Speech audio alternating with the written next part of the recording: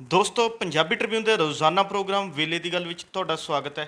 ਮੈਂ ਆਤਿਸ਼ ਗੁਪਤਾ ਤੁਹਾਡੇ ਸਾਹਮਣੇ ਹਾਜ਼ਰ ਹਾਂ ਤੇ ਅੱਜ ਅਸੀਂ ਗੱਲ ਕਰਾਂਗੇ ਲਖੀਮਪੁਰ ਖੀਰੀ ਕਾਂਡ, ਕਿਸਾਨ ਅੰਦੋਲਨ, ਸੱਤਾ ਦਾ ਰੁਖ ਅਤੇ ਕਿਸਾਨ ਜਥੇਬੰਦੀਆਂ ਦੇ ਏਕੇ ਦੇ ਸਵਾਲ ਬਾਰੇ। ਸਾਡੇ ਨਾਲ ਇਸ ਬਾਰੇ ਗੱਲਬਾਤ ਕਰਨ ਲਈ ਵਿਸ਼ੇਸ਼ ਤੌਰ ਤੇ ਹਾਜ਼ਰ ਨੇ ਸਾਡੇ ਸੀਨੀਅਰ ਪੱਤਰਕਾਰ ਸ਼੍ਰੀ ਦਵਿੰਦਰਪਾਲ ਜੀ। ਦਵਿੰਦਰ ਜੀ, ਤੁਹਾਡਾ ਬਹੁਤ ਬਹੁਤ ਸਵਾਗਤ ਹੈ ਜੀ। ਸ਼ੁਕਰੀਆ ਜੀ। ਦਵਿੰਦਰ ਜੀ, ਲਖੀਮਪੁਰ ਖੀਰੀ ਦੇ ਵਿੱਚ ਅੱਜ ਤੋਂ 1 ਸਾਲ ਪਹਿਲਾਂ ਬਹੁਤ ਹੀ ਮੰਦਭਾਗੀ ਤੇ ਦਰਦਨਾਕ ਘਟਨਾ ਵਾਪਰੀ ਸੀ, ਜਦੋਂ ਕਿ ਕੇਂਦਰੀ ਗ੍ਰਹਿ ਰਾਜ ਮੰਤਰੀ ਅਜੇ ਮਿਸ਼ਰਾ ਦੇ ਪੁੱਤ ਆਸ਼ੀਸ਼ ਮਿਸ਼ਰਾ ਦੀ ਗੱਡੀ ਹੇਠਾਂ ਦਰੜ ਕੇ 3 ਕਿਸਾਨਾਂ ਦੀ ਮੌਤ ਹੋ ਗਈ, ਇੱਕ ਪੱਤਰਕਾਰ ਦੀ ਵੀ ਮੌਤ ਹੋ ਚੁੱਕੀ ਸੀ।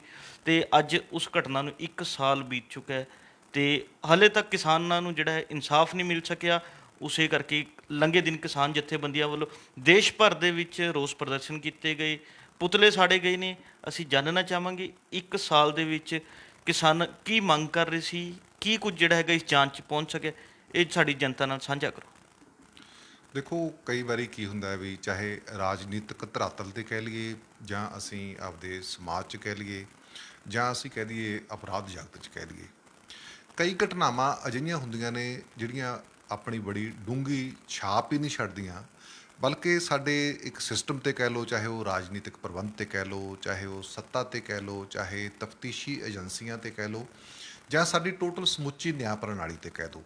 ਉਹਦੇ 'ਤੇ ਧੱਬਾ ਵੀ ਹੁੰਦੀਆਂ, ਉਹਨਾਂ ਲਈ ਚੈਲੰਜ ਵੀ ਹੁੰਦੀਆਂ ਨੇ, ਕਿਉਂਕਿ ਇੱਕ ਪਾਸੇ ਹੁਕਮਰਾਨ ਹੁੰਦੇ ਨੇ, ਜ਼ੋਰਾਵਰ ਹੁੰਦੇ ਨੇ, ਜਿਨ੍ਹਾਂ ਦੀ ਗੱਲ ਬਾਰੇ ਅਕਸਰ ਕਿਹਾ ਜਾਂਦਾ ਹੈ ਵੀ ਜਿਹੜੀਆਂ ਤਫਤੀਸ਼ੀ ਏਜੰਸੀਆਂ ਉਹਨਾਂ ਦੇ ਪ੍ਰਭਾਵ ਹੇਠ ਕੰਮ ਕਰਦੀਆਂ ਨੇ। ਜਦੋਂ ਕੋਈ ਤਫਤੀਸ਼ੀ ਏਜੰਸੀ, ਚਾਹੇ ਕੋਈ ਸੂਬੇ ਦੀ ਪੁਲਿਸ ਹੋਵੇ ਜਾਂ ਕੋਈ ਇਨਵੈਸਟੀਗੇਟਿਵ ਏਜੰਸੀ ਕੋਈ ਹੋਰ ਹੋਵੇ, ਜਦੋਂ ਹੁਕਮਰਾਨਾਂ ਦੇ ਜਾਂ ਜ਼ੋਰਾਵਰਾਂ ਦੇ ਜਾਂ ਤਾਕਤ ਵਾਲੇ ਬੰਦਿਆਂ ਦੇ ਪ੍ਰਭਾਵ ਹੇਠ ਕੰਮ ਕਰੂ, ਪੈਸੇ ਵਾਲਿਆਂ ਦੇ ਹੇਠ ਕੰਮ ਕਰੂ, ਤਾਂ ਨਿਆਂ ਜਿਹੜਾ ਹੈ ਉਹਦੇ ਨਿਆਂ ਮਿਲਣ 'ਤੇ ਜਿਹੜਾ ਇੱਕ ਸਵਾਲੀਆ ਨਿਸ਼ਾਨ ਲੱਗ ਜਾਂਦਾ ਹੈ। ਕਿਉਂਕਿ ਨਿਆਂ ਪ੍ਰਣਾਲੀ ਉਦੋਂ ਹੀ ਨਿਆਂ ਦੇ ਪਾਉਂਦੀ ਹੈ ਪੀੜਤ ਬੰਦਿਆਂ ਨੂੰ, ਜਦੋਂ ਤਫਤੀਸ਼ੀ ਏਜੰਸੀ ਠੋਸ ਤਰੀਕੇ ਨਾਲ ਪੁਖਤਾ ਸਬੂਤ ਜਿਹੜੇ ਹੈ ਉਹ ਕਚਹਿਰੀ ਦੇ ਵਿੱਚ ਰੱਖਦੀ ਹੈ, ਤਾਂ ਜੱਜ ਜਿਹੜਾ ਹੈ ਉਹਨੂੰ ਸਬੂਤਾਂ ਦੇ ਬੇਸ 'ਤੇ ਜਾਂ ਉਹਦੇ ਆਧਾਰ 'ਤੇ ਕੋਈ ਸਜ਼ਾ ਸੁਣਾਉਣ ਦੇ ਸਮਰੱਥ ਹੁੰਦਾ ਹੈ। ਜੀ। ਜਦੋਂ ਅਸੀਂ ਇਸ ਕੇਸ ਦਾ ਟੋਟਲ ਐਨਾਲਿਸਿਸ ਕਰਦੇ ਹਾਂ ਵੀ ਉਦੋਂ ਕਿਸਾਨ ਅੰਦੋਲਨ ਜਿਹੜਾ ਹੈ ਹਿੰਦੁਸਤਾਨ ਦੇ ਵਿੱਚ ਜਿਹੜਾ ਉੱਠਿਆ ਸੀ 3 ਖੇਤੀ ਕਾਨੂੰਨਾਂ ਦੇ ਖਿਲਾਫ, ਉਹ ਪੂਰਾ ਪੀਕ 'ਤੇ ਸੀ। ਜੀ। ਕਿਉਂਕਿ ਕੁਛ ਟਾਈਮ ਬਾਅਦ ਹੀ, ਕੁਛ ਦਿਨਾਂ ਬਾਅਦ ਕਹਿ ਲਓ ਜਾਂ ਮਹੀਨੇ ਬਾਅਦ, ਪ੍ਰਧਾਨ ਮੰਤਰੀ ਨਰਿੰਦਰ ਮੋਦੀ ਨੇ ਸ਼੍ਰੀ ਗੁਰੂ ਨਾਨਕ ਦੇਵ ਜੀ ਦੇ ਪੁਰਬ ਮੌਕੇ, ਜਨਮ ਦਿਵਸ ਮੌਕੇ, ਤਿੰਨੋਂ ਖੇਤੀ ਕਾਨੂੰਨ ਜਿਹੜੇ ਉਹ ਵਾਪਸ ਲੈਣ ਦਾ ਐਲਾਨ ਕਰਤਾ ਸੀ। ਨਾਲ ਮਾਫੀ ਵੀ ਮੰਗੀ ਸੀ ਵੀ ਸ਼ਾਇਦ ਅਸੀਂ ਸਮਝਾਉਣ ਦੇ ਵਿੱਚ ਕਾਮਯਾਬ ਨਹੀਂ ਹੋ ਸਕੇ ਕਿਸਾਨਾਂ ਨੂੰ। ਤਾਂ ਇਹ ਇੱਕ ਪ੍ਰਭਾਵ ਮੰਨਿਆ ਜਾਂਦਾ ਸੀ ਵੀ ਉਸ ਵੇਲੇ ਜਿਹੜਾ ਕਿਸਾਨ ਅੰਦੋਲਨ ਬਿਲਕੁਲ ਪੀਕ 'ਤੇ ਪਹੁੰਚ ਚੁੱਕਿਆ ਸੀ। ਜੀ। ਅਤੇ ਉੱਤਰ ਪ੍ਰਦੇਸ਼ ਅਤੇ ਪੰਜਾਬ, ਉੱਤਰਾਖੰਡ, ਗੋਆ, ਮਨੀਪੁਰ ਦੀਆਂ ਜਿਹੜੀਆਂ ਚੋਣਾਂ ਨੇ ਉਹ ਵੀ ਸਿਰ 'ਤੇ ਸੀ। ਤਾਂ ਇੱਕ ਤਰ੍ਹਾਂ ਨਾਲ ਕਿਸਾਨ ਅੰਦੋਲਨ ਨੂੰ ਢਾਹ ਲਾਉਣ, ਜਿਹੜੇ ਅੰਦੋਲਨ ਕਰ ਰਹੇ ਸੀ ਕਿਸਾਨ, ਉਹਨਾਂ ਦੇ ਹੌਸਲੇ ਪਸਤ ਕਰਨ ਅਤੇ ਇੱਕ ਕਿਸਾਨਾਂ ਅੰਦੋਲਨ ਦੇ ਵਿੱਚ ਜਿਹੜੇ ਕਿਸਾਨ ਜੁੜੇ ਹੋਏ ਨੇ ਉਹਨਾਂ ਨੂੰ ਖਦੇੜਨ ਲਈ ਇਹ ਇੱਕ ਸਾਜ਼ਿਸ਼ ਰਚੀ ਗਈ ਸੀ। ਇਹ ਇੱਕ ਇਸ ਤਰ੍ਹਾਂ ਦਾ ਪ੍ਰਭਾਵ ਵੀ ਗਿਆ ਅਤੇ ਕਿਸਾਨ ਅੰਦੋਲਨ ਕਰ ਰਹੀਆਂ ਜਥੇਬੰਦੀਆਂ ਨੇ ਇਹ ਦੋਸ਼ ਵੀ ਸਿੱਧੇ ਪੁਦਰੇ ਲਾਏ ਸੀ। ਕਿਉਂਕਿ ਜਦੋਂ ਇੱਕ ਭਾਰਤੀ ਜਨਤਾ ਪਾਰਟੀ ਵਰਗੀ ਮਜ਼ਬੂਤ ਧਿਰ ਜਦੋਂ 2014 ਤੋਂ ਲੈ ਕੇ ਅੱਜ ਤੱਕ ਕੇਂਦਰ ਦੇ ਵਿੱਚ ਹਕੂਮਤ ਚਲਾ ਰਹੀ ਹੋਵੇ, ਉਸੇ ਸਰਕਾਰ ਦਾ ਇੱਕ ਕੇਂਦਰੀ ਗ੍ਰਹਿ ਰਾਜ ਮੰਤਰੀ, ਕਿਉਂਕਿ ਗ੍ਰਹਿ ਮੰਤਰਾਲਾ ਕੋਈ ਛੋਟੀ ਚੀਜ਼ ਨਹੀਂ ਹੁੰਦੀ, ਜਿਹਦੇ ਮੁਖੀ ਜਿਹੜੇ ਆ ਉਹ ਮੁਲਕ ਦੇ ਇਸ ਵੇਲੇ ਗ੍ਰਹਿ ਮੰਤਰਾਲੇ ਦੇ ਉਹ ਸ਼੍ਰੀ ਅਮਿਤ ਸ਼ਾਹ ਨੇਗੇ। ਅਮਿਤ ਸ਼ਾਹ ਦੇ ਅਧੀਨ ਕੰਮ ਕਰਨ ਵਾਲਾ ਬੰਦਾ ਅਸੀਂ ਤਾਕਤ ਤੋਂ ਵਿਹੂਣਾ ਨਹੀਂ ਕਹਿ ਸਕਦੇ ਜਾਂ ਘੱਟ ਤਾਕਤ ਵਾਲਾ ਬੰਦਾ ਨਹੀਂ ਮੰਨ ਸਕਦੇ। ਇਸ ਲਈ ਜਦੋਂ ਉਹ ਇਹੋ ਜਿਹੇ ਘਿਨਾਉਣੇ ਅਪਰਾਧ ਦੇ ਵਿੱਚ ਉਹਦੇ ਪੁੱਤਰ ਦੀ ਸ਼ਮੂਲੀਅਤ ਹੋਵੇ, ਉਹਨਾਂ ਹੀ ਦਿਨਾਂ ਦੇ ਵਿੱਚ ਜਿਵੇਂ ਮੂੰਹ ਚੜਿਆਉਣ ਵਾਲੀਆਂ ਗੱਲਾਂ ਮੀਡੀਆ ਦੇ ਵਿੱਚ ਜਨਤਕ ਤੌਰ 'ਤੇ ਅਜੇ ਮਿਸ਼ਰਾ ਵੱਲੋਂ ਕੀਤੀਆਂ ਗਈਆਂ ਹੋਣ, ਚਾਹੇ ਉਹ ਮੀਡੀਆ ਨਾਲ ਬਦਕਲਾਮੀ ਦੀ ਗੱਲ ਹੋਵੇ ਜਾਂ ਕਿਸਾਨਾਂ ਨੂੰ ਚੈਲੰਜ ਕਰਨ ਦੀ ਗੱਲ ਹੋਵੇ, ਕਈ ਤਰ੍ਹਾਂ ਦੀਆਂ ਘਟਨਾਵਾਂ ਸਾਹਮਣੇ ਆਈਆਂ। ਉਸੇ ਵੇਲੇ ਐਨ ਸੁਪਰੀਮ ਕੋਰਟ ਵੱਲੋਂ ਇੱਕ SIT ਦਾ ਜਿਹੜਾ ਉਹ ਗਠਨ ਕੀਤਾ ਜਾਂਦਾ ਹੈ। SIT ਦੀ ਰਿਪੋਰਟ ਤੋਂ ਬਾਅਦ ਜਿਹੜਾ ਇਹ ਸਾਰਾ ਕੁਛ ਅਮਲ ਦੇ ਵਿੱਚ ਆਉਂਦਾ ਹੈ। ਇੱਥੇ ਹੀ ਬਸ ਨਹੀਂ, ਹਾਈ ਕੋਰਟ ਵੱਲੋਂ ਆਸ਼ੀਸ਼ ਮਿਸ਼ਰਾ ਨੂੰ ਜ਼ਮਾਨਤ ਦੇ ਦਿੱਤੀ ਜਾਂਦੀ ਹੈ ਤਾਂ ਸੁਪਰੀਮ ਕੋਰਟ ਵੱਲੋਂ ਮੁੜ ਉਹਨੂੰ ਸਿੱਖਾਂ ਪਿੱਛੇ ਜਿਹੜਾ ਉਹ ਧੱਕ ਦਿੱਤਾ ਜਾਂਦਾ ਹੈ। ਜਦੋਂ ਇਹੋ ਜਿਹਾ ਮਾਹੌਲ ਬਣਿਆ ਹੋਵੇ ਤਾਂ ਵਾਕਈ ਜਿਹੜਾ ਹੈ ਇਨਸਾਫ ਮੰਗਦੇ ਲੋਕ ਨੇ ਜਾਂ ਜਿਹੜੀ ਇਨਸਾਫ ਲਈ ਲੜਦੀਆਂ ਧਿਰਾਂ ਨੇ, ਉਹਨਾਂ ਨੂੰ ਇਹ ਇੱਕ ਸ਼ੱਕ ਹੁੰਦਾ ਹੈ, ਉਹਨਾਂ ਨੂੰ ਇੱਕ ਇਹ ਸ਼ੱਕ ਯਕੀਨ ਬਣਦਾ ਇੱਕ ਤਰ੍ਹਾਂ ਨਾਲ ਵੀ ਜਿਹੜਾ ਇਨਸਾਫ ਹੈ ਉਹ ਮਿਲਣਾ ਯਕੀਨੀ ਨਹੀਂ, ਤੇ ਇਨਸਾਫ ਮਿਲਣ ਤੇ ਇੱਕ ਸਵਾਲੀਆ ਨਿਸ਼ਾਨ ਲੱਗਿਆ ਹੋਇਆ ਹੈਗਾ। ਇਹੀ ਕਾਰਨ ਹੈ ਜਦੋਂ ਅਸੀਂ ਦੇਖਦੇ ਹਾਂ ਵੀ ਚਾਹੇ ਲਖੀਮਪੁਰ ਖੀਰੀ ਦੇ ਵਿੱਚ ਜਾ ਕੇ ਕਿਸਾਨਾਂ ਦਾ ਇਕੱਠ ਹੋਵੇ, ਜਾਂ ਉੱਥੇ ਨੇੜੇ ਤੇੜੇ ਕੋਈ ਮਹਾਪੰਚਾਇਤ ਕਰਨ ਦੀ ਗੱਲ ਹੋਵੇ, ਜਾਂ ਸੰਯੁਕਤ ਕਿਸਾਨ ਮੋਰਚੇ ਦੀ ਅਗਵਾਈ ਹੇਠ ਸਮੁੱਚੇ ਹਿੰਦੁਸਤਾਨ ਕਹਿ ਲਓ, ਪੰਜਾਬ ਕਹਿ ਲਓ, ਜਾਂ ਨਾਰਥ ਇੰਡੀਆ ਕਹਿ ਲਓ, ਕਿਸਾਨ ਜਥੇਬੰਦੀਆਂ ਵੱਲੋਂ ਟਾਈਮ ਟੂ ਟਾਈਮ ਵੇਲੇ ਕੁ ਵੇਲੇ ਹੁਕਮਰਾਨਾਂ ਨੂੰ, ਹਕੂਮਤਾਂ ਨੂੰ ਹਲੂਣਾ ਦੇਣ ਲਈ ਤਰ੍ਹਾਂ ਤਰ੍ਹਾਂ ਦੇ ਜਿਹੜੇ ਆ ਉਹ ਸੰਘਰਸ਼ ਦਾ ਸਹਾਰਾ ਲੈਣਾ ਪੈਂਦਾ ਹੋਵੇ। ਇਹ ਇੱਕ ਅਸੀਂ ਕਹਿੰਦੇ ਵੀ ਜਿਉਂਦੀ ਜਾਗਦੀ ਮਿਸਾਲ ਹੈ। ਜਿਹੜੀ ਘਟਨਾ ਨੇ ਅਸੀਂ ਇਹ ਕਹਿ ਲਈ ਵੀ ਇੱਕ ਜਾਂ ਦੋ ਸੂਬਿਆਂ ਨੂੰ ਨਹੀਂ ਹਿਲਾਇਆ, ਬਲਕਿ ਸਮੁੱਚੇ ਮੁਲਕ ਨੂੰ ਹਿਲਾ ਕੇ ਰੱਖ ਦਿੱਤਾ ਸੀ ਐਡੀ ਵੱਡੀ ਘਟਨਾ ਨੇ, ਤੇ ਇਸ ਦੀ ਗੂੰਜ ਜਿਹੜੀ ਹੈ ਉਹ ਕੌਮਾਂਤਰੀ ਪੱਧਰ ਤੇ ਪਈ ਸੀ। ਜਾ ਕੇ ਕਹਿ ਲਈਏ ਵੀ ਵਿਦੇਸ਼ਾਂ ਦੇ ਵਿੱਚ ਵੀ ਇਹਦਾ ਰੌਲਾ ਰੱਪਾ ਪਿਆ ਸੀ। ਜਦੋਂ ਇਹੋ ਜਿਹੀਆਂ ਘਟਨਾਵਾਂ ਵਾਪਰਦੀਆਂ ਨੇ, ਇਹ ਹਕੂਮਤਾਂ ਲਈ ਬਹੁਤ ਵੱਡਾ ਚੈਲੰਜ ਹੈ, ਨਿਆਂ ਪ੍ਰਣਾਲੀ ਲਈ ਬਹੁਤ ਵੱਡਾ ਚੈਲੰਜ ਹੈ। ਤਫਤੀਸ਼ੀ ਏਜੰਸੀ ਖਾਸ ਕਰਕੇ ਉੱਤਰ ਪ੍ਰਦੇਸ਼ ਵਰਗੀ ਪੁਲਿਸ, ਜਿੱਥੇ ਹਾਥਰਸ ਵਰਗੀਆਂ ਘਟਨਾਵਾਂ ਹੋਈਆਂ, ਅਸੀਂ ਨਾਲ ਹੀ ਲਾ ਲਈਏ ਹੁਣ ਜਿਹੜਾ ਹੈ ਗੁਆਂਢੀ ਸੂਬੇ ਉੱਤਰਾਖੰਡ ਦੇ ਵਿੱਚ ਕਿੱਡਾ ਵੱਡਾ ਘਿਨਾਉਣਾ ਅਪਰਾਧ ਹੋਇਆ, ਜਦੋਂ ਉੱਤਰ ਪ੍ਰਦੇਸ਼ ਉੱਤਰਾਖੰਡ ਦੇ ਵਿੱਚ ਇਹੋ ਜਿਹੀਆਂ ਘਟਨਾਵਾਂ ਹੋਈਆਂ ਜਿੱਥੇ ਪੁਲਿਸ ਦੀ ਭੂਮਿਕਾ 'ਤੇ ਪਹਿਲਾਂ ਹੀ ਸਵਾਲੀਆ ਨਿਸ਼ਾਨ ਲੱਗਿਆ ਹੋਵੇ। ਅਪਰਾਧਿਕ ਘਟਨਾਵਾਂ, ਚਾਹੇ ਉਹ ਬੱਚੀਆਂ ਨਾਲ ਬਲਾਤਕਾਰ ਦੀ ਗੱਲ ਹੋਵੇ, ਚਾਹੇ ਉਹ ਕਿਸੇ ਤਰ੍ਹਾਂ ਦੇ ਹੋਰ ਹੀਨੀਅਸ ਜਿਹੜੇ ਅਸੀਂ ਕਹਿ ਲਈਏ ਸੰਗੀਨ ਅਪਰਾਧਾਂ ਦੀ ਗੱਲ ਹੋਵੇ, ਤਾਂ ਉੱਥੇ ਜਿਹੜਾ ਨਿਆਂ ਪ੍ਰਣਾਲੀ 'ਤੇ ਸ਼ੱਕ ਜਿਹੜਾ ਹੈ ਉਹ ਖੜਾ ਹੋਇਆ ਪਿਆ। ਤਫਤੀਸ਼ੀ ਏਜੰਸੀਆਂ ਦੀ ਭੂਮਿਕਾ 'ਤੇ ਸ਼ੱਕ ਖੜਾ ਹੋਇਆ ਪਿਆ। ਇਸ ਵੇਲੇ ਨੈਤਿਕਤਾ ਇਹ ਮੰਗਦੀ ਹੈ, ਨੈਤਿਕਤਾ ਇਹ ਮੰਗ ਕਰਦੀ ਹੈ ਵੀ ਕੇਂਦਰ ਸਰਕਾਰ ਨੂੰ ਪਹਿਲੀ ਗੱਲ ਤਾਂ ਚਾਹੀਦਾ ਸੀ ਵੀ ਅਜੇ ਮਿਸ਼ਰਾ ਜਿਹਦਾ ਪੁੱਤ ਇਹੋ ਜਿਹੇ ਘਿਨਾਉਣੇ ਅਪਰਾਧ ਦੇ ਵਿੱਚ ਸ਼ਾਮਲ ਹੋਵੇ, ਉਹਨੂੰ ਅਹੁਦੇ ਤੋਂ ਰਿਮੂਵ ਕਰ ਦੇਣਾ ਚਾਹੀਦਾ ਸੀ, ਜਾਂ ਉਹ ਖੁਦ ਹੀ ਇਸ ਅਹੁਦੇ ਤੋਂ ਲਾਂਭੇ ਹੋ ਜਾਂਦੇ ਵੀ ਮੈਨੂੰ ਜਿੰਨਾ ਚਿਰ ਇਸ ਕੇਸ ਦਾ ਨਿਪਟਾਰਾ ਨਹੀਂ ਹੋ ਸਕਦਾ ਉਹਨਾਂ ਚਿਰ ਮੈਂ ਕੁਰਸੀ 'ਤੇ ਨਹੀਂ ਬੈਠੂੰਗਾ। ਪਰ ਅਸੀਂ ਜਦੋਂ ਦੇਖਦੇ ਹਾਂ ਵੀ ਰਾਜਨੀਤੀ ਦੇ ਵਿੱਚ ਨੈਤਿਕਤਾ ਨਾਮ ਦੀ ਤਾਂ ਕੋਈ ਚੀਜ਼ ਨਹੀਂ ਰਹੀ। ਕਿਰਦਾਰ ਤਾਂ ਲੋਕਾਂ ਦੇ ਉੱਡ ਪੁੱਡ ਗਏ, ਤੇ ਹੰਕਾਰ ਤੇ ਹਉਮੈ ਦੇ ਹੇਠ ਸਾਰਾ ਕੁਝ ਇੰਨਾ ਕੁਝ ਦਬ ਗਿਆ, ਤੇ ਲੋਕਾਂ ਨੂੰ ਜਿਹੜਾ ਆਮ ਬੰਦੇ ਤਾਂ ਕੀੜੇ ਮਕੌੜੇ ਜਿਹੜੇ ਆ ਉਹ ਕੁਰਸੀਆਂ 'ਤੇ ਬੈਠਿਆਂ ਨੂੰ ਲੱਗਦੇ ਨੇ, ਚਾਹੇ ਜਿਹੜੇ ਮਰਜ਼ੀ ਅਸੀਂ ਸੂਬੇ ਦੀ ਗੱਲ ਕਰ ਲਈਏ। ਕਿਉਂਕਿ ਜਦੋਂ ਬੰਦਾ ਸੱਤਾ 'ਤੇ ਇੱਕ ਵਾਰੀ ਬਹਿ ਜਾਂਦਾ ਹੈ, ਉਹ ਕਹਿੰਦਾ ਮੈਂ 25 ਸਾਲ ਰਾਜ ਕਰੂੰਗਾ, ਕੋਈ ਕਹਿੰਦਾ ਫਿਰ ਮੈਂ ਪੰਜਾਬ 'ਤੇ ਬਹਿ ਕੇ ਹੁਣ ਗੁਜਰਾਤ ਹਿਮਾਚਲ ਜਿੱਤ ਕੇ ਉਦੋਂ ਬਾਅਦ ਪਤਾ ਨਹੀਂ ਅਸੀਂ ਕਿੱਥੋਂ ਤੱਕ ਪਹੁੰਚ ਜਾਣਾ ਗਾ। ਇਹ ਅਸੀਂ ਜਿਹੜੇ ਕਿਰਦਾਰ ਅਸੀਂ ਹੁਕਮਰਾਨਾਂ ਦੇ ਦੇਖਦੇ ਆ ਰਹੇ ਹਾਂ ਵੀ ਜਦੋਂ ਸੱਤਾ 'ਤੇ ਬਹਿ ਜਾਂਦਾ ਹੈ ਤਾਂ ਉਹਨੂੰ ਇਹ ਲੱਗਦਾ ਵੀ ਸਾਰੇ ਹਰੇਬਾਈ ਦਿੰਦੀ ਹੈ ਵੀ ਲੋਕਾਂ ਨੂੰ ਹੁਣ ਕੋਈ ਸਮੱਸਿਆ ਨਹੀਂ, ਜਿਹੜੀਆਂ ਸਮੱਸਿਆਵਾਂ ਨੇ ਉਹਨਾਂ ਦਾ ਮੈਂ ਹੱਲ ਕਰਤਾ।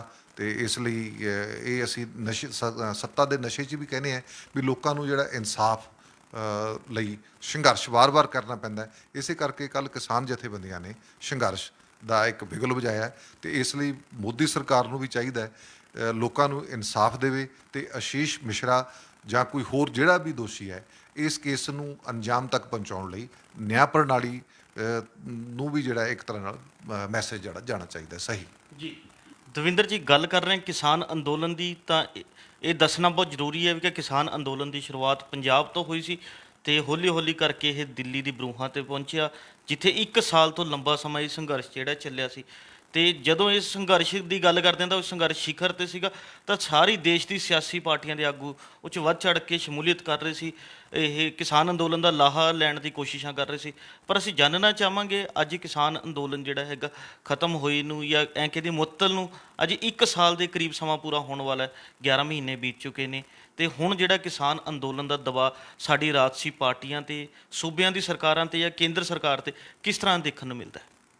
ਨਹੀਂ ਦੇਖੋ, ਜੇ ਅਸੀਂ ਕਹੀਏ ਵੀ ਜਦੋਂ ਨਵੰਬਰ 2020 ਦੇ ਵਿੱਚ ਜਦੋਂ ਪੰਜਾਬ ਦੀਆਂ ਕਿਸਾਨ ਜਥੇਬੰਦੀਆਂ ਦੇ ਅਗਵਾਈ ਦੇ ਵਿੱਚ ਸਮੁੱਚੇ ਮੁਲਕ ਨਾਲ ਕਹਿ ਲਓ ਵੀ ਨਾਰਥ ਇੰਡੀਆ ਦੇ ਕਿਸਾਨ ਇਮੀਡੀਏਟ ਇਕੱਠੇ ਹੋਏ, ਉਦੋਂ ਬਾਅਦ ਦੱਖਣੀ ਸੂਬਿਆਂ ਦੇ ਵਿੱਚੋਂ ਵੀ ਕਿਸਾਨ ਜਿਹੜੇ ਉਹ ਦਿੱਲੀ ਆਉਣ ਲੱਗੇ ਸੀ। ਅਸੀਂ ਕਹਿ ਦਈਏ ਵੀ ਉਸ ਕਿਸਾਨ ਅੰਦੋਲਨ ਨੇ ਸਾਡੇ ਇੱਕ ਅੱਧੇ ਸੂਬੇ ਨਹੀਂ, ਸਾਡੀ ਮੁਲਕ ਦੀ ਸਿਆਸਤ ਨੂੰ ਜਿਹੜਾ ਉਹ ਹਿਲਾ ਕੇ ਰੱਖਤਾ। ਅਸੀਂ ਜਦੋਂ ਦੇਖਦੇ ਹਾਂ ਉਸ ਦੌਰ ਦੀਆਂ ਸਾਰੀਆਂ ਘਟਨਾਵਾਂ ਦਾ ਜ਼ਿਕਰ ਕਰਦੇ ਹਾਂ, ਉਹਨਾਂ ਨੂੰ ਸਾਰਾ ਦੇਖਦੇ ਹਾਂ, ਤਾਂ ਮੁਲਕ ਦੀਆਂ ਸਿਆਸੀ ਧਿਰਾਂ ਸੋਚਣ ਲਈ ਮਜਬੂਰ ਹੋਈਆਂ ਸੀ ਵੀ ਕਿਸਾਨੀ ਨੂੰ ਜਾਂ ਕਿਸਾਨੀ ਮੁੱਦਿਆਂ ਨੂੰ ਜਾਂ ਕਿਸਾਨੀ ਮੰਗਾਂ ਨੂੰ ਤੇ ਅਸੀਂ ਨਜ਼ਰ ਅੰਦਾਜ਼ ਕੀਤੇ ਬਿਨਾਂ ਜਿਹੜੀ ਹੈ ਰਾਜਨੀਤੀ ਨਹੀਂ ਕਰ ਸਕਦੇ। ਵੱਡੀਆਂ ਵੱਡੀਆਂ ਪਾਰਟੀਆਂ ਨੂੰ ਆਪਦੇ ਏਜੰਡੇ ਬਦਲਣੇ ਪਏ ਸੀ। ਕਿਸਾਨ ਅੰਦੋਲਨ ਦੇ ਵਿੱਚ ਸ਼ਮੂਲੀਅਤ ਲਈ ਜਿਹੜਾ ਉਹ ਕਿਵੇਂ ਗਿੜਗੜਾਉਂਦੇ ਸੀ, ਅਸੀਂ ਇਹ ਸਾਰਾ ਕੁਝ ਦੇਖਿਆ। ਪਰ ਅਸੀਂ ਇੱਕ ਇਹ ਸਮੇਂ ਦੀ ਟ੍ਰੈਜਡੀ ਮੰਨਦੇ ਹਾਂ ਵੀ ਇੱਕ ਜਿਹੜਾ ਸੰਦੇਸ਼ ਜਦੋਂ ਪ੍ਰਧਾਨ ਮੰਤਰੀ ਨਰਿੰਦਰ ਮੋਦੀ ਨੇ ਕਾਨੂੰਨ ਵਾਪਸ ਲੈਣ ਦਾ ਐਲਾਨ ਕਰਤਾ, ਤਾਂ ਉਸ ਤੋਂ ਬਾਅਦ ਚਲੋ ਇਹ ਕਿਸਾਨ ਜਥੇਬੰਦੀਆਂ ਦੀ ਮੀਟਿੰਗ ਹੋਈ, ਉਹਦੇ ਵਿੱਚ ਹੋਇਆ ਵੀ MSP ਲਈ ਜਿਹੜੀ ਕਮੇਟੀ ਬਣਨੀ ਸੀ, ਭਾਰਤ ਸਰਕਾਰ ਦੇ ਜਿਹੋ ਜਿਹਾ ਰੁਖ ਸੀ ਉਹ ਸਭ ਦੇ ਸਾਹਮਣੇ ਹੀ ਹੈ। ਜੀ ਕਮੇਟੀ ਦੇ ਵਿੱਚ ਕਿਸਾਨ ਜਥੇਬੰਦੀਆਂ ਦੇ ਨੁਮਾਇੰਦੇ ਨਹੀਂ ਗਏ, ਨਹੀਂ ਦਿੱਤੇ ਗਏ, ਕਿਉਂਕਿ ਉਹੋ ਜਿਹੀਆਂ ਸ਼ਰਤਾਂ ਜਿਹੜੀਆਂ ਭਾਰਤ ਸਰਕਾਰ ਨੇ ਨਹੀਂ ਮੰਨੀਆਂ।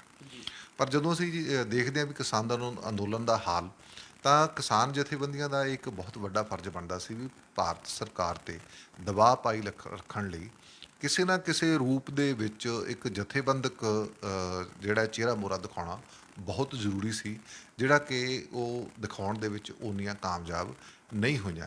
ਅਸੀਂ ਇਹ ਕਹਿ ਲਾਂਗੇ ਵੀ ਕਿਸਾਨ ਅੰਦੋਲਨ ਤੋਂ ਬਾਅਦ ਇੱਕ ਤਰ੍ਹਾਂ ਨਾਲ ਜਿੰਨੀਆਂ ਜਥੇਬੰਦੀਆਂ ਓਨੇ ਮੂੰਹ, ਜਿਵੇਂ ਕਹਿੰਦੇ ਜਿੰਨੇ ਮੂੰਹ ਓਨੀਆਂ ਗੱਲਾਂ ਵਾਲਾ ਕੰਮ ਜਿਹੜਾ ਉਹ ਹਾਲਾਤ ਹੁੰਦਾ ਜਾਂਦਾ ਹੈ।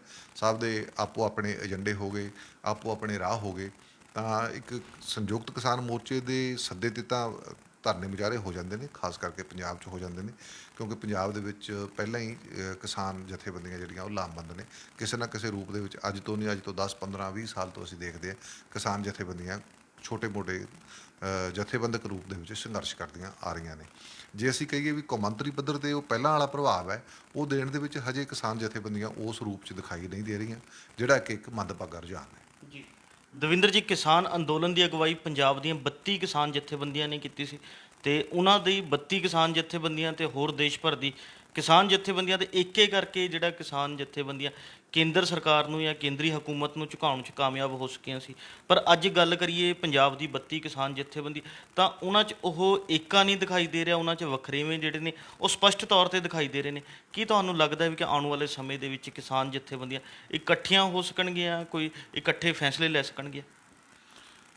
ਅੱਜ ਦੀ ਡੇਟ 'ਚ ਤਾਂ ਅਸੀਂ ਕਹਿ ਲਈਏ ਵੀ ਅੱਜ ਨਹੀਂ ਦਿਖਾਈ ਦੇ ਰਿਹਾ, ਕਿਉਂਕਿ 4-5 ਧੜਿਆਂ ਦੇ ਵਿੱਚ ਕਿਸਾਨ ਜਥੇਬੰਦੀਆਂ ਬਣ ਚੁੱਕੀਆਂ ਨੇ। ਜੀ ਉਹਦਾ ਸਭ ਤੋਂ ਵੱਡਾ ਰੋਲ ਅਸੀਂ ਦੇਖਦੇ ਹਾਂ ਜਿਹੜਾ ਵੀ ਉਹ ਪੰਜਾਬ ਦੀਆਂ ਚੋਣਾਂ ਨੇ ਪਾਇਆ ਸੀ, ਕਿਉਂਕਿ ਬਲਬੀਰ ਸਿੰਘ ਰਾਜੇਵਾਲ ਤਾਂ ਆਮ ਤੌਰ 'ਤੇ ਮੰਨੀ ਜਾਂਦੇ ਨੇ ਵੀ ਆਮ ਆਦਮੀ ਪਾਰਟੀ ਵੱਲੋਂ ਉਹਨਾਂ ਨੂੰ ਇੱਕ ਤਰ੍ਹਾਂ ਨਾਲ ਅਪਰੋਚ ਕੀਤਾ ਗਿਆ ਸੀ। ਉਹ ਇੱਕ ਤਰ੍ਹਾਂ ਨਾਲ ਰਾਜਨੀਤਿਕ ਅਲਾਇੰਸ ਕਰਨ ਨੂੰ ਵੀ ਤਿਆਰ ਸੀ। ਜੀ ਜਿਹੜਾ ਉਹ ਅਸੀਂ ਕਹਿ ਲਈਏ ਵੀ ਜਦੋਂ ਉਹਨਾਂ ਨੇ ਚੋਣਾਂ ਲੜੀਆਂ ਇੱਕ ਸੰਯੁਕਤ ਸਮਾਜ ਮੋਰਚਾ ਬਣਾ ਕੇ, ਉਹਨੂੰ ਸਫਲਤਾ ਵੀ ਨਹੀਂ ਮਿਲੀ। ਸਫਲਤਾ ਇਸ ਲਈ ਨਹੀਂ ਮਿਲੀ, ਇੱਕ ਤਾਂ ਡਿਸੀਜਨ ਨਹੀਂ ਲੈ ਸਕੇ ਮੌਕੇ 'ਤੇ। ਇੱਕ ਮੁੱਖ ਮੰਤਰੀ ਦੀ ਕੁਰਸੀ ਦੀ ਲਾਲਸਾ ਜਿਹੜੀ ਹੈ ਉਹ ਬਹੁਤ ਜ਼ਿਆਦਾ, ਇੰਨੀ ਜ਼ਿਆਦਾ ਹਾਵੀ ਹੋ ਗਈ ਸੀ ਵੀ ਉਦੋਂ ਥੱਲੇ ਕੁਝ ਦਿਸਦਾ ਹੀ ਨਹੀਂ ਸੀ ਵੀ ਅਸੀਂ 1 ਸਾਲ ਅੰਦੋਲਨ ਚਲਾ ਕੇ ਲੋਕਾਂ ਨੂੰ ਕੋਈ ਸੇਧ ਦੇ ਲਈਏ, ਕੁਝ ਕਰ ਲਈਏ। ਉਹ ਕਹਿੰਦੇ ਸਿਰਫ ਮੁੱਖ ਮੰਤਰੀ ਬਣ ਕੇ ਹੀ ਕੁਝ ਅਸੀਂ ਕਰ ਸਕਦੇ ਹਾਂ, ਮੁੱਖ ਮੰਤਰੀ ਤੋਂ ਥੱਲੇ ਕੁਝ ਦਿਖਾਈ ਨਹੀਂ ਸੀ ਦਿੰਦਾ। ਇਸ ਲਈ ਮੁੱਖ ਮੰਤਰੀ ਤਾਂ ਕੀ ਬਣਨਾ ਸੀ, ਉਹਨਾਂ ਨੂੰ ਤਾਂ 4-4.5 ਵੋਟ ਜਿਹੜੀ ਹੈ ਉਹ ਸਮਰਾਲੇ ਆਪਦੇ ਹਲਕੇ 'ਚੋਂ ਮਿਲੀ ਸੀ। ਬਾਕੀ ਜਿਹੜਾ ਆਪਾਂ ਨੂੰ ਪਤਾ ਹੀ ਹੈ ਕੀ ਹਸ਼ਰ ਹੋਇਆ। ਇਸ ਲਈ ਜਿਹੜਾ ਉਹ ਅਸੀਂ ਦੌਰ ਸੀ ਦੇ ਵਿੱਚ ਉਹਦੇ ਕਿਸਾਨ ਜਥੇਬੰਦੀਆਂ ਨੂੰ ਦੇ ਸੰਘਰਸ਼ ਨੂੰ ਬਹੁਤ ਵੱਡੀ ਢਾਲ ਆਈ ਹੈ, ਕਿਉਂਕਿ ਜਾਂ ਤਾਂ ਜੇ ਤਾਂ ਕਰਨਾ ਹੀ ਸੀ ਤਾਂ ਜਥੇਬੰਦਕ ਰੂਪ ਦੇ ਵਿੱਚ ਸਾਰੀਆਂ ਕਿਸਾਨ ਜਥੇਬੰਦੀਆਂ ਇੱਕ ਮੋਰਚਾ ਬਣਾ ਕੇ ਵੈਲ ਪਲੈਨਡ ਤਰੀਕੇ ਨਾਲ ਇੱਕ ਜਥੇਬੰਦਕ ਰੂਪ ਦੇ ਵਿੱਚ ਕਿਸਾਨਾਂ ਨੂੰ ਅਗਵਾਈ ਦਿੰਦੀਆਂ, ਤੇ ਤਾਂ ਜੋ ਲੋਕਾਂ ਨੂੰ ਇਹ ਮੈਸੇਜ ਦਿੰਦੀਆਂ ਵੀ ਅਸੀਂ ਰਾਜਨੀਤਿਕ ਪਾਰਟੀਆਂ ਦਾ ਆਲਟਰਨੇਟਿਵ ਜਿਹੜਾ ਬਦਲ ਜਿਹੜਾ ਹੈ ਅਸੀਂ ਬਣ ਸਕਦੇ ਹਾਂ, ਸਹੀ ਬਦਲਾਅ ਅਸੀਂ ਲਿਆ ਸਕਦੇ ਹਾਂ, ਨਾ ਕਿ ਕੋਈ ਹੋਰ ਰਾਜਨੀਤਿਕ ਪਾਰਟੀ ਬਦਲਾਅ ਲਿਆ ਸਕਦੀ ਹੈ। ਉਹ ਬਦਲਾਅ ਦਾ ਨਾਅਰਾ ਜਿਹੜਾ ਇਹਨਾਂ ਨੂੰ ਦੇਣਾ ਚਾਹੀਦਾ ਸੀ, ਉਹ ਕਿਸੇ ਹੋਰ ਨੇ ਹਾਈਜੈਕ ਕਰ ਲਿਆ। ਉਹ ਹਾਈਜੈਕ ਕਰਕੇ ਜਿਹੜੇ ਉਹ ਸੱਤਾ 'ਤੇ ਕਾਬਜ਼ ਹੋ ਗਏ। ਉਹ ਬਦਲਾਅ ਦਾ ਨਾਅਰਾ ਜਿਹੜਾ ਸਾਰੇ ਪੰਜਾਬ ਨੂੰ, ਹਰਿਆਣੇ ਨੂੰ, ਅਸੀਂ ਉੱਤਰ ਪ੍ਰਦੇਸ਼ ਦੇ ਇੱਕ ਵੱਡੇ ਹਿੱਸੇ ਨੂੰ ਲਾ ਕੇ ਦਿੱਲੀ ਲੈ ਗਏ ਮਗਰ, ਪਰ ਬਦਲਾਅ ਜਿਹੜਾ ਉਸ ਤਰ੍ਹਾਂ ਦਾ ਨਹੀਂ ਲਿਆ ਸਕੇ, ਬਲਕਿ ਖੁਦ ਵੀ ਨਹੀਂ ਬਦਲ ਸਕੇ। ਜੀ ਇੱਥੋਂ ਤੱਕ ਕਿ ਜਦੋਂ ਅਸੀਂ ਦੇਖਦੇ ਹਾਂ ਵੀ ਬੰਦੇ ਨੂੰ ਥੋੜ੍ਹੀ ਜਿਹੀ ਬਹੁਤੀ ਜਦੋਂ ਪਾਵਰ ਆ ਜਾਂਦੀ ਹੈ, ਇਹੀ ਕਿਸਾਨ ਜਥੇਬੰਦੀਆਂ ਦੇ ਆਗੂ ਲੋਕਾਂ ਦੇ ਫੋਨ ਚੱਕਣੇ ਬੰਦ ਕਰਤੇ ਸੀ। ਇਹਨਾਂ 'ਚ ਵੀ ਇੱਕ ਤਰ੍ਹਾਂ ਦਾ ਹੰਕਾਰ ਆ ਗਿਆ ਸੀ, ਲੋਕਾਂ ਦੀ ਗੱਲ ਸੁਣਨੀ ਬੰਦ ਕਰਤੀ ਸੀਗੀ। ਉਹ ਜਦੋਂ ਵੋਟਾਂ ਦੇਖੀਆਂ ਤਾਂ ਉਦੋਂ 4-4 ਹਜ਼ਾਰ ਨਿਕਲੀਆਂ, ਫਿਰ ਆਪੇ ਅਕਲ ਟਿਕਾਣੇ ਆ ਗਈ। ਬਿਲਕੁਲ ਤਾਂ ਅਸੀਂ ਇਹ ਕਹਿੰਦੇ ਵੀ ਲੋਕਾਂ ਨਾਲ ਜੁੜੇ ਬਿਨਾਂ, ਲੋਕਾਂ ਦੀ ਗੱਲ ਸੁਣੇ ਬਿਨਾਂ, ਲੋਕਾਂ ਦੀ ਨਬਜ਼ ਟੋਏ ਬਿਨਾਂ, ਲੋਕਾਂ ਨੂੰ ਨਾਲ ਲਏ ਬਿਨਾਂ ਕੋਈ ਵੀ ਕਾਮਯਾਬ ਨਹੀਂ ਹੋ ਸਕਦਾ, ਚਾਹੇ ਸਿਆਸਤ ਹੋਵੇ, ਚਾਹੇ ਇੱਕ ਲੜਾਈ ਲੜਦੀ ਹੋਵੇ ਕਿਸੇ ਪਾਰਟੀ ਨਾਲ। ਜੀ ਦਵਿੰਦਰ ਜੀ, ਜਿਵੇਂ ਤੁਸੀਂ ਹੁਣੀ ਜ਼ਿਕਰ ਕੀਤਾ ਹੈ ਵੀ ਕਿ ਪੰਜਾਬ ਵਿਧਾਨ ਸਭਾ ਚੋਣਾਂ ਦੇ ਵਿੱਚ ਬਲਬੀਰ ਸਿੰਘ ਰਾਜੇਵਾਲ ਸਣੇ ਹੋਰ ਕਈ ਕਿਸਾਨ ਲੀਡਰ ਜਿਹੜੇ ਨੇ ਉਹਨਾਂ ਨੇ ਚੋਣਾਂ ਲੜੀਆਂ ਤੇ ਸਭ ਦੇ ਸਾਹਮਣੇ ਹੈ ਵੀ ਕਿ ਕਿੰਨੀ ਕੁ ਵੋਟਾਂ ਪਈਆਂ, ਪਰ ਕੀ ਤੁਹਾਨੂੰ ਲੱਗਦਾ ਹੈ ਵੀ ਕਿ ਕਿਸਾਨ ਜਥੇਬੰਦੀਆਂ ਨੂੰ ਆਉਣ ਵਾਲੇ ਸਮੇਂ 'ਚ ਰਾਜਨੀਤਿਕ ਖੇਤਰ ਦੇ ਵਿੱਚ ਉਤਰਨਾ ਚਾਹੀਦਾ, ਰਾਜਨੀਤੀ ਕਰਨੀ ਚਾਹੀਦੀ ਹੈ, ਚੋਣਾਂ ਲੜਨੀਆਂ ਚਾਹੀਦੀਆਂ? ਦੋਨੇ ਪਹਿਲੂ ਹੁੰਦੇ ਨੇ। ਮੈਨੂੰ ਯਾਦ ਹੈ ਇੱਕ ਵਾਰ ਕਿਸੇ ਕਮਿਊਨਿਸਟ ਪਾਰਟੀ ਨੇ ਸਰਵੇ ਕਰਾਇਆ। ਜੀ ਉਹ ਕਹਿੰਦੇ ਵੀ ਜਦੋਂ ਅਸੀਂ ਧਰਨਾ ਮੁਜ਼ਾਹਰਾ ਕਰਦੇ ਹਾਂ ਤਾਂ ਲੋਕ ਹੁੰਮ ਹੁਮਾ ਕੇ ਉਸ ਧਰਨੇ ਦੇ ਵਿੱਚ ਪਹੁੰਚਦੇ ਨੇ, ਪਰ ਜਦੋਂ ਚੋਣ ਲੜਦੇ ਹਾਂ ਤਾਂ ਵੋਟ ਜ਼ਮਾਨਤਾਂ ਜ਼ਬਤ ਹੋ ਜਾਂਦੀਆਂ ਨੇ। ਵੀ ਕਾਰਨ ਹੈ, ਸਰਵੇ ਕੀਤਾ, ਸਰਵੇ 'ਚ ਇਹ ਆਇਆ, ਉਹ ਕਹਿੰਦੇ ਵੀ ਜੇ ਤੁਹਾਨੂੰ ਸੱਤਾ 'ਤੇ ਬਿਠਾਤਾ ਅਸੀਂ ਕੁਰਸੀ 'ਤੇ, ਤਾਂ ਸਾਡੇ ਲਈ ਕੌਣ ਲੜੂਗਾ। ਜੀ ਇੱਕ ਤਾਂ ਇਹ ਹੈ ਵੀ ਜਿਹੜੇ ਜੁਝਾਰੂ ਬੰਦੇ ਹੁੰਦੇ ਨੇ, ਜਿਹੜੇ ਮੈਦਾਨ 'ਚ ਲੜਨ ਵਾਲੇ ਬੰਦੇ ਹੁੰਦੇ ਨੇ, ਲੋਕ ਉਹਨਾਂ ਨੂੰ ਇਹੀ ਚਾਹੁੰਦੇ ਨੇ ਵੀ ਇਹ ਸਾਡੇ ਹੱਕ ਸੱਚ ਖਾਤਰ, ਸਾਡੇ ਹੱਕਾਂ ਦੀ ਲੜਾਈ ਖਾਤਰ ਇਹ ਲੜਦੇ ਰਹਿਣ। ਜੀ ਦੂਜਾ ਨਾਲ ਸਵਾਲ ਇਹ ਵੀ ਖੜਾ ਹੁੰਦਾ ਹੈਗਾ ਵੀ ਜਦੋਂ ਤੁਸੀਂ ਲੋਕਾਂ ਨੂੰ ਜਥੇਬੰਦ ਕਰ ਲੈਂਦੇ ਹੋ, ਜਥੇਬੰਦ ਕਰਕੇ ਵੱਡੇ ਇਕੱਠ